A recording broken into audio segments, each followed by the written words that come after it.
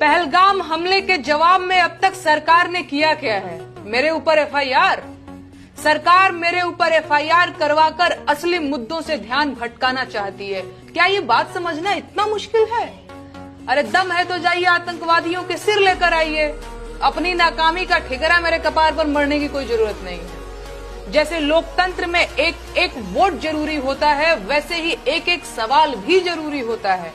और सरकार को सारी दिक्कत मेरे सवालों से है, इसीलिए वो मुझसे सवाल पूछने से रोकना चाहते हैं। असली सवाल ये है कि पहलगाम हमले के जवाब में आपने अब तक किया क्या है? कितने आतंकवादियों के सिर लेकर आए आप? देश ने आपको पाकिस्तान जाकर बिरयानी खाने के लिए चुना था क्या? है कोई जवाब? दरअसल नहीं है। बस हर सवाल के जवाब में नोटिस भेज दो, एफआईआर करवा दो, गालियां दिलवा दो, नौकरी छीन लो, अपमानित कर दो, डरा दो। इसे आप राजनीति कहते हैं? अगर ये राजनीति है तो फिर तानाशाही क्या है? मैं इस देश की जनता से पूछना चाहती हूँ, क्या यही पाने के लिए आपने वोट दिया था कि सवाल पूछने पर आपको देशद्रोही और गद्दार कह दिया जाए? भाजपा देश नहीं है, प्रधानमंत्री भगवान नहीं है। लोकतंत्र में आलोचना तो होगी, सवाल भी पूछे जाएंगे। मेरे सवालों से इतनी दिक्कत है तो सत्ता छोड़कर विपक्ष में आ जाइए, सवाल नहीं पूछूंगी तब मैं।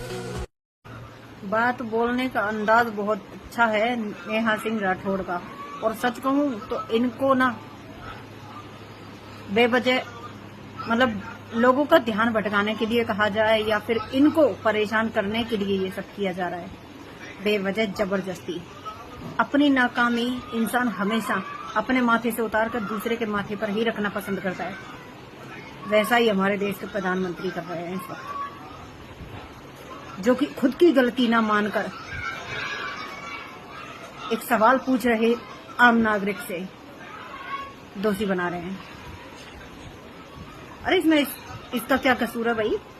सवाल तो सही पूछा है वो, इसने क्या पूरा देश पूछ रहा है। एक मासूम सा छोटा सा बच्चा वो समझ गया, उसने खुद ये बयान दिया है।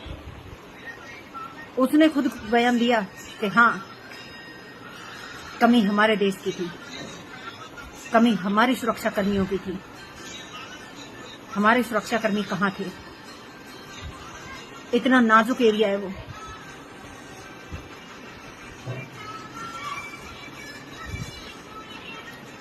तो इसमें एक छोटा बच्चा समझ सकता है, तो तुम तो उम्र में 70, 74, 75 साल के, तुम क्यों नहीं समझ सकते?